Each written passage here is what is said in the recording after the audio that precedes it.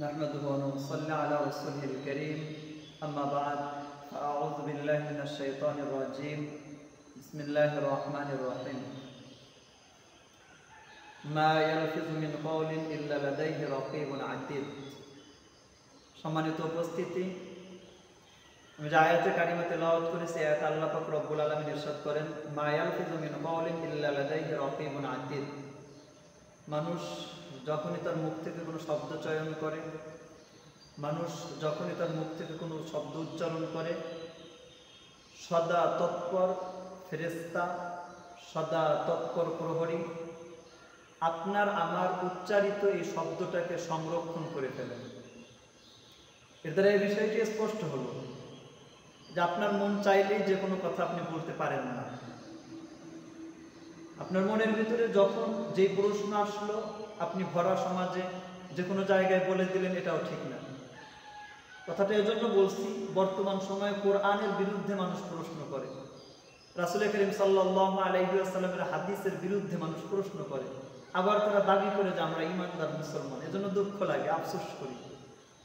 তো কয়েকদিন আগে এক ভাই, উনি একজন ব্যবসায়ী, তিনি বলতেছেন জোনাকে একজন মহিলা ফোন করে জিজ্ঞাসা করতেছে যে আচ্ছা তুমি আমাকে বলো তো, আল্লাহ পাক রব্বুল আলামিন জ্ঞানের দিক থেকে তিনি বড় নাকি মুহাম্মদ সাল্লাল্লাহু আলাইহি ওয়াসাল্লাম তিনি বড়? তো ওই ভাই উত্তর দিয়েছেন যে আল্লাহ পাক রব্বুল আলামিন তিনিই তো জ্ঞানের দিক থেকে বড়, মুহাম্মদ সাল্লাল্লাহু আলাইহি ওয়াসাল্লাম আল্লাহ পাক রব্বুল আলামিনের অনেক পরে জ্ঞানের দিক থেকে। তো এবার বলতেছে আচ্ছা বলো, মুসা আলাইহিস সালাতু ওয়াস সালামের থেকে জ্ঞানের দিক থেকে আল্লাহর নবী বড় নাকি মুসা আলাইহিস সালাতু ওয়াস সালাম জ্ঞানের দিক থেকে বড়? তো এই ব্যক্তি উত্তর দিছে যে মুসা আলাইহিস সালাতু ওয়াস সালামের থেকে তো মুহাম্মদুর রাসূলুল্লাহ তিনি শ্রেষ্ঠ নবী, তিনি শ্রেষ্ঠ পয়গম্বর, উনিই তো বেশি জ্ঞানী হবেন।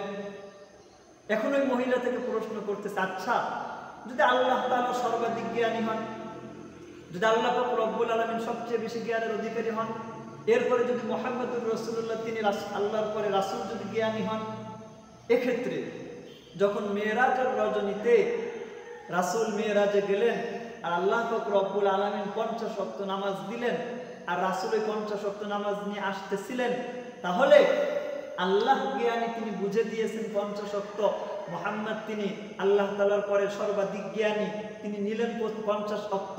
তো পথিমধ্যে মুসা আলাইহিস সালাতু ওয়াস সালাম তিনি কেন বাধা দিলেন, তিনি কেন ভেটু দিলেন, তিনি কেন প্রশ্ন করলেন, তিনি কেন আপত্তি জানালেন যে হে মুহাম্মদ আপনি যান, আপনার উম্মতে 50 ওয়াক্ত নামাজ আদায় করতে পারবে না, তাদের জন্য কষ্ট হয়ে যাবে, আমি আমার উম্মতের ক্ষেত্রে আমি এটা জানি, তা আপনি যান, আপনার রবকে গিয়ে বলেন কিছু নামাজ যেন কমিয়ে দেন।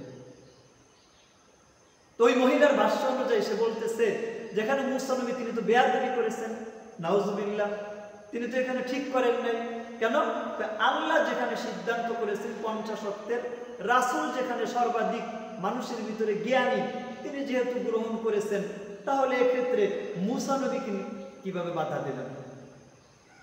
তা আমি ওই ভাইকে বললাম, সবাই শোনেন, আপনি যেহেতু ব্যবসায়ী, ব্যবসা করেন এবং আমার জানা মতে আপনি এই অঞ্চলের অনেক বড় একজন ব্যবসায়ী। এখন আপনাকে আমার একটা প্রশ্নটা হলো এই যে আপনি এখানে যে ব্যবসা শুরু করেছেন, যখন ধরে নেন তখন 10 লক্ষ টাকা নিয়ে পুঁজি নিয়ে আপনি ব্যবসা শুরু করেছেন, আপনার আশপাশের যারা ব্যবসায়ী তারা হয়তো 1 থেকে 1.5 লক্ষ টাকার পুঁজি নিয়ে তারা ব্যবসা করেছে। সেক্ষেত্রে আপনি যখন নতুন করে ব্যবসা শুরু করলেন, তো সেখানে আপনি আপনার থেকে ক্ষুদ্র ব্যবসায়ী যারা, তাদের সাথে কোনো পরামর্শ করেছিলেন কিনা, বা তাদের কাছে জিজ্ঞাসাবাদ করেছেন কিনা, বা তারা আপনাকে ইচ্ছাকৃতভাবে কোনো পরামর্শ দিয়েছে কিনা? তো ওই ভাই তখন বলল যে হ্যাঁ, অবশ্যই আমি তাদের কাছ থেকে পরামর্শ নিয়েছি, তারা স্বেচ্ছায় আমাকে অনেক পরামর্শ দিয়েছে। বলছে কেন পরামর্শ নিয়েছেন এবং কেন তারা আপনাকে পরামর্শ দিল, আপনি তাদের পরামর্শ কেন গ্রহণ করলেন? আপনার কাছে তো 10 লক্ষ টাকা আছে, আপনি তো অনেক বড় ব্যবসায়ী, আপনার পুঁজি তো অনেক বেশি, তারা তো আপনার তুলনায় ক্ষুদ্র ব্যবসায়ী। তখন সে বলতেছে যে না, আমি যদিও 10 লক্ষ টাকা পুঁজি নিয়ে ব্যবসায় নেমেছি, আমি যদিও বড় ব্যবসায়ী অর্থের দিক থেকে, কিন্তু যারা আমার থেকে 15-20 বছর আগের অভিজ্ঞ তাদের কাছে আমি আসলেই কিছু না। কারণ প্রত্যেকটা কোম্পানির ব্যাপারে তাদের ধারণা রয়েছে, তারা এই বিষয়টা জানে, তারা ওই বিষয়ে অভিজ্ঞ। এই কোম্পানির মাল ভালো, ওই কোম্পানির মাল ভালো না, এই কোম্পানি তারা দুর্নীতি করে, এদের পণ্য রাখলে লভ্যাংশ মুনাফা কম হয়, ইত্যাদি ইত্যাদি।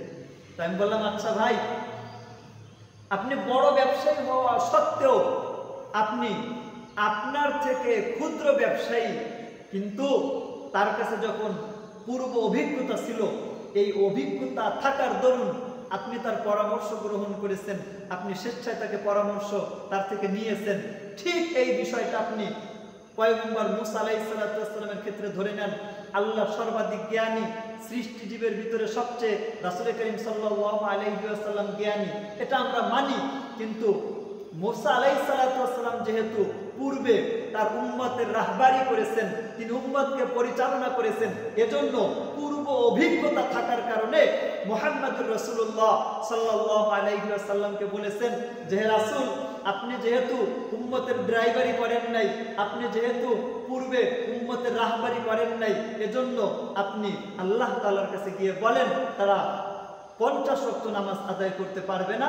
এজন্য আল্লাহ নবী সাল্লাল্লাহু আলাইহি ওয়াসাল্লাম রাসূল করিম সাল্লাল্লাহু আলাইহি ওয়াসাল্লাম আল্লাহ তাআলার দরবারে গিয়ে আবার দরখাস্ত করেছেন, হে রব্বে কারীম, আমাকে নামাজ একটু কমিয়ে দেন। তো এখানে মূসা আলাইহিস সালাম কোনো রকমের ধৃষ্টতাপূর্ণ আচরণ করেন নাই। এতে মুহাম্মদুর রাসূলুল্লাহ সাল্লাল্লাহু আলাইহি ওয়াসাল্লামকেও ছোট করা হয় নাই, বরং পূর্ব অভিজ্ঞতার কারণে সম্পূর্ণ বিষয়টা ঠিক আছে।